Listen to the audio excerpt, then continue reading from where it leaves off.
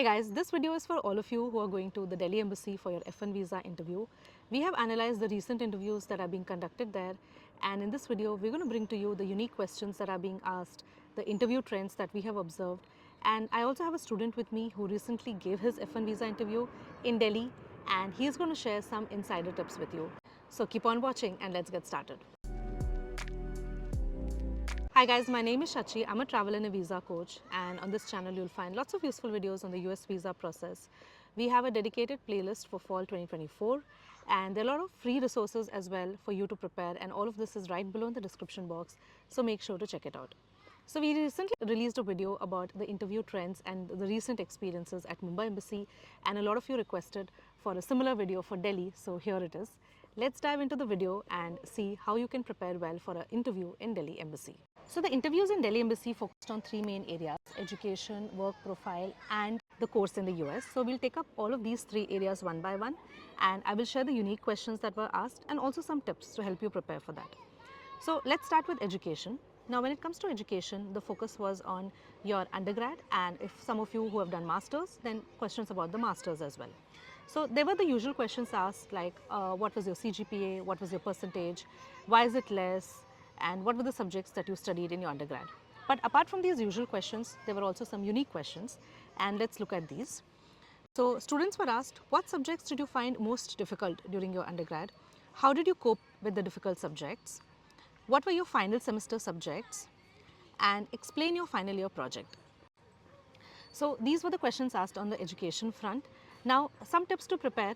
I know that for a lot of you, it might have been quite some time since you finished your education, you finished your undergrad or your masters. So it's important to brush up on these topics. And I would say that pick 2 to 3 subjects that you're really comfortable with, that you know well. And when any question is asked about your undergrad, whether the visa officer is asking what did you study or what were the subjects you liked, stick only to these 2 to 3 subjects, so that even if they ask you any technical questions about it, you will be able to answer it. The second thing to keep in mind is that when the visa officer is asking you questions about your academics, their real intention is to see how your academics, your experience, and the course, the masters that you're going for, are fitting in together. So try to highlight subjects which bring in this alignment. So for example, let's say that you're going for analytics masters. Now you might not have studied anything related to analytics, but you might have done subjects like statistics or quantitative subjects, and these do align with analytics, so highlight more of this. Also, for some of you whose undergrad is in a completely different domain, then you can talk about the extra courses and certifications that you did which relate to your experience or to the masters. So let's say that you did your undergrad in mechanical and you're going for a computer science masters. Then during your mechanical undergrad, maybe you did courses in Python, maybe you did courses to study more of programming languages. So you could highlight these yourself when the visa officer asks you, what did you do in your undergrad? The next area that Delhi Embassy focused on was work experience. And we saw that this was their favorite topic. Almost every interview had like at least 2 questions about work experience. So some of the unique questions that were being asked about work experience are, what was your last role and what did you learn there? Why have you changed so many jobs? You already have a good pay, so why do you want to quit this job? What were you doing after your undergraduation? How is your job related to what you have studied in your undergrad? And who was your last client? Did you work remote in your company or were you required to work from the company location? So these were the typical questions asked for work experience. To tackle the questions related to work experience, the number one tip I have for you is focus on your DS-160 form. So the DS-160 form gives you an entire box to explain your roles, to explain your duties. Keep this form detailed and make sure that you are explaining your role completely to the visa officer. So this box should be well structured. It should mention your designation and your role. It should have 4 to 5 points about your responsibilities. And when you mention the responsibilities, use the keywords, use the phrases which connect to the course. So when you make the form clear, the visa officer will be able to read it and understand it, and you will get asked less questions about your work experience in the visa interview. The third area that Delhi Embassy interviews focused on was the course. And again, we saw that most of the interviews had at least 1 or 2 questions asked about the course. Now, the course refers to the masters, the bachelors, or the PhD that you're going for in the US. So some of the unique questions were, how is your undergrad related to the subjects in the masters? What is the major in your masters? Tell me 2 subjects from your masters that you're looking forward to studying. What are the subjects in your first semester? Is your course online or offline? What are the timings of the classes? Are your classes going to be held in the morning or evening? What are the new courses that you want to learn in your master? Which subject do you think is going to be hard in your masters and why? So like you can see, apart from the direct questions about why this course or why do you want to do this masters or why this bachelor's, the students are also being asked these type of indirect questions. And the way to prepare for this is to be very thorough with your course curriculum. So once you know the course, make sure that you go into the university website, you get the course curriculum out and go through it in detail and see what are your compulsory subjects, what are your electives. Within the electives, you will have a choice to pick a concentration or a focus area, decide the concentration and the focus area, and know the exact structure of your course for the next 2 years or the next 4 years. A lot of you also ask us a doubt that the course name is different in the I-20. What should I say in the visa interview? Well, the I-20 can have a different name because most universities issue a standard I-20, so your actual course might not be mentioned in it. But in the visa interview, you need to tell the actual course that you're going for. And as a proof of it, you can carry the acceptance letter which will have your course name.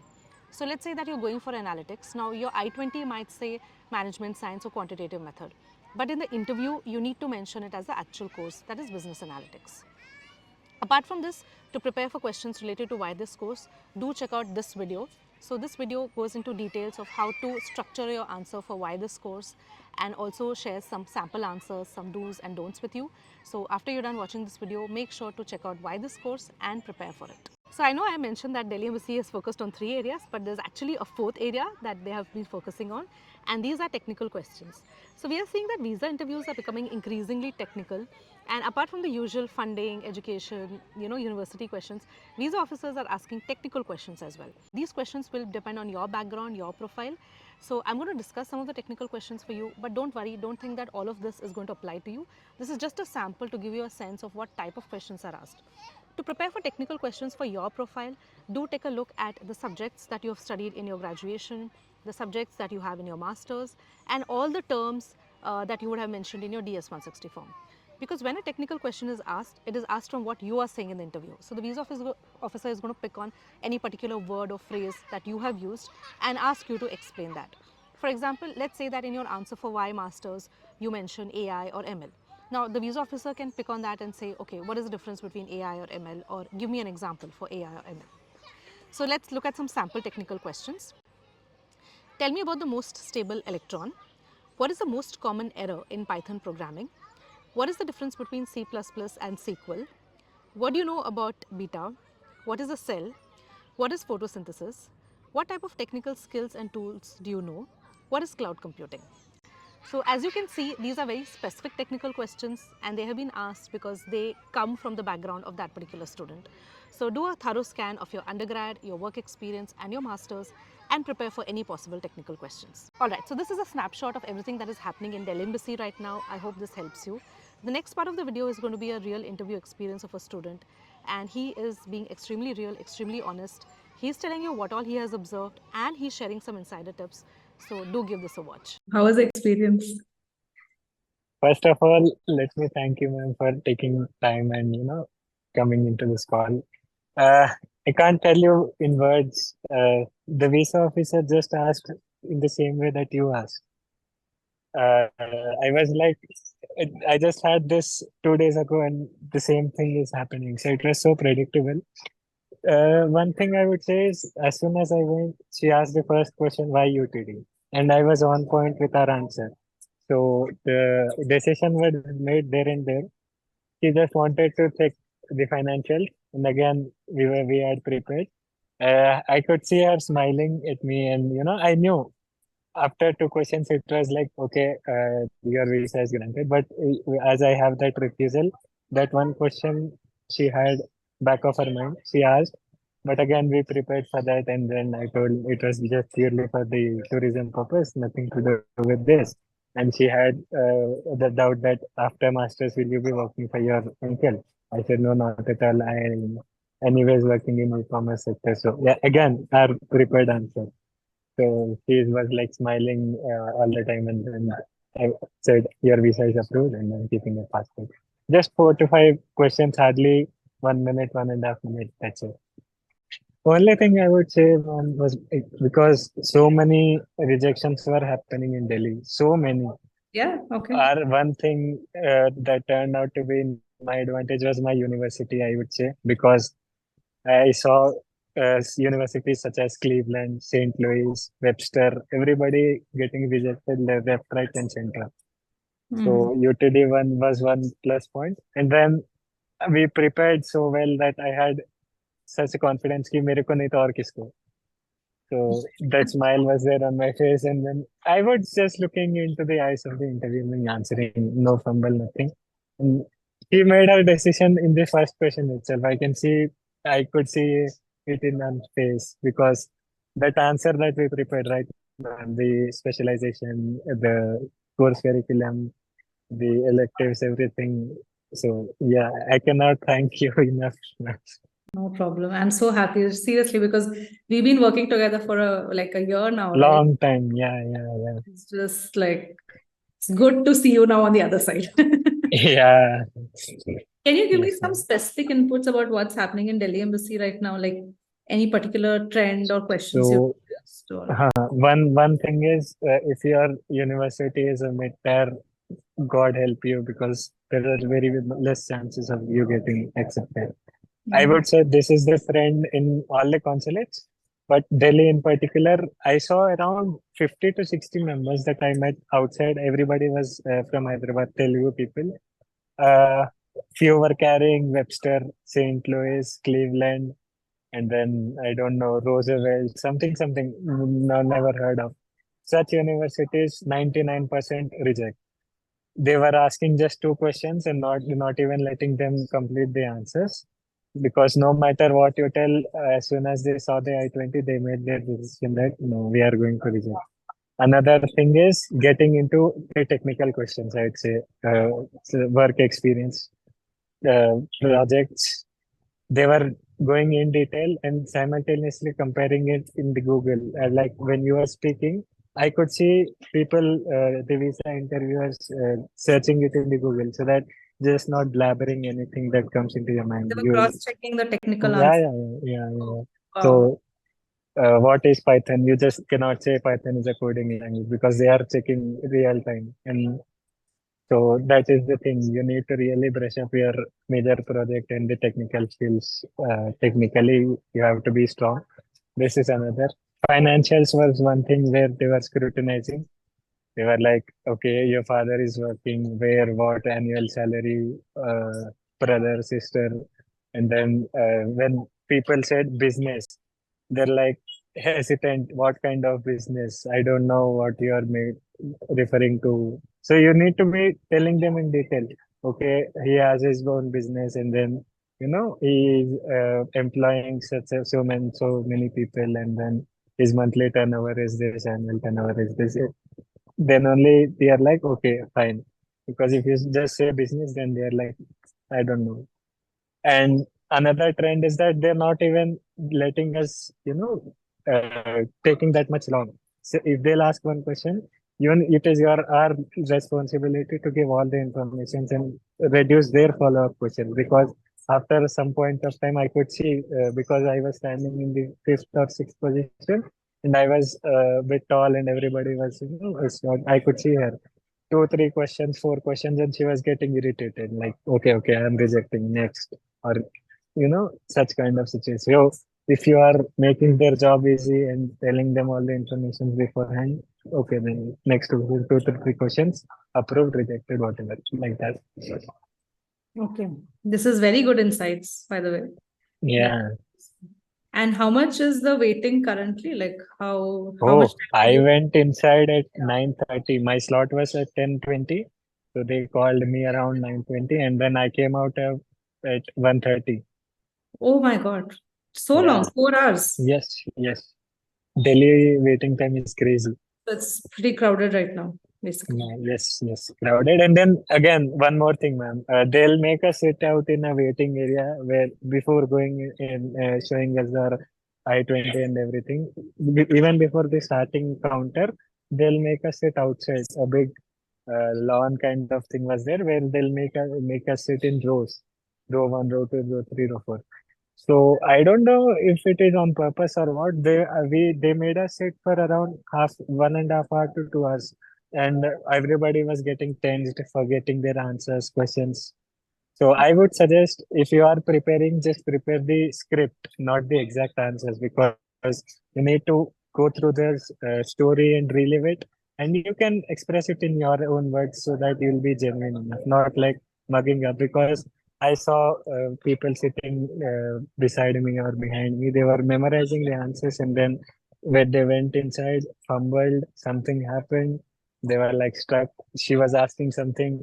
I remember when I also answered the same, right, ma'am? You asked how many admits you got, and I was like, no, I applied to these universities, and same thing happened. She's asked why this university. So some guy randomly started, I want to go to USA, pursuing my master's. So all the script. She's like, stop, I'm rejecting your visa. She didn't even bother to, ask the next question. Mm-hmm. So they can easily make To out if start you are. at the point, not give any context, Huh, huh, huh. give any So introduction. if she's asking why UTD, so tell why UTD, not I want to pursue masters in USA because blah blah blah blah, and then come to why UTD. Mm-hmm.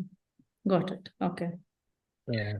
And how was your experience at Biometric? Because you filled a form again, right? Like we filled it again with all the Yeah. corrections. And So there's Hyderabad biometrics were pretty much easy. I didn't even have to tell them. I just took the two DS-160 confirmation forms. So they saw me holding two forms, and then I gave both of them. I was about to, but they only knew that they have to update the latest one. Even though they knew, I told them, ki, this is the old one. I had made some corrections. Please update this. So no questions asked. They just updated, and in my portal, the appointment confirmation form, it also got changed. So for the visa interview, I took the new form. If you take the older form, that is with the old DS-160, you're not allowed, because the passport, behind the passport, they'll place a sticker, right? So that sticker will contain a DS-160 number. That is the new number that we updated. And then if we take the older confirmation form, where is there some other DS-160, they're not allowing, saying this is some other number, some other's confirmation letter, and you are not the person. So get the new confirmation or you're not allowed inside. okay. So once your number is updated, you should only take the new confirmation page. Correct, correct. Log into your portal, print the confirmation page again. And then, Okay. Even the appointment confirmation, you have to log in again and take it. appointment confirmation for the visa interview, because your biometrics are done. So for the visa interview, you need to take the new updated appointment confirmation. Okay. Okay.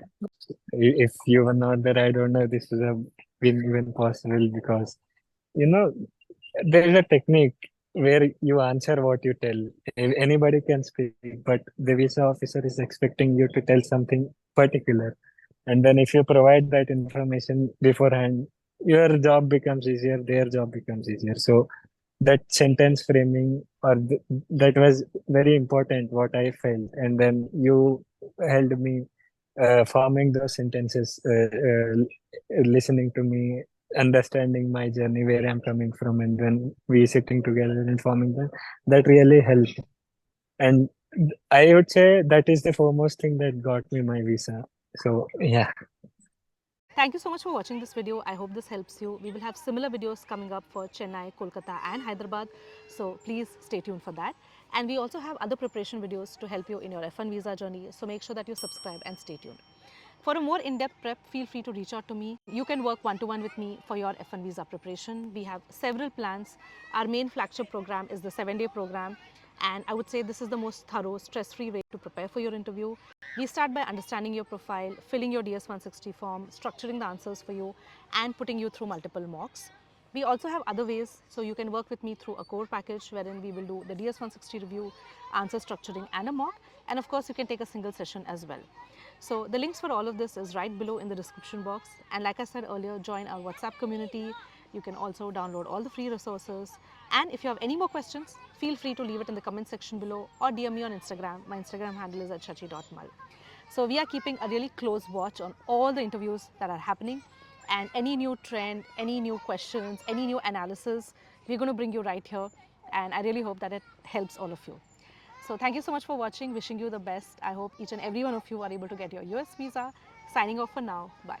Hey guys, I know the audio in this video is not that great. There's a lot of noise, and that's because I'm sitting right next to a park. But it is such a beautiful day. I'm traveling in London right now, and I just couldn't resist sitting outside and filming this video. So do excuse all the noise. We're going to put all the questions in text, plus you have the video transcript as well. So I really hope that it doesn't impact your viewing experience. And like I said, if you have any questions or anything which is not clear to you, please put it in the comment section below. Bye.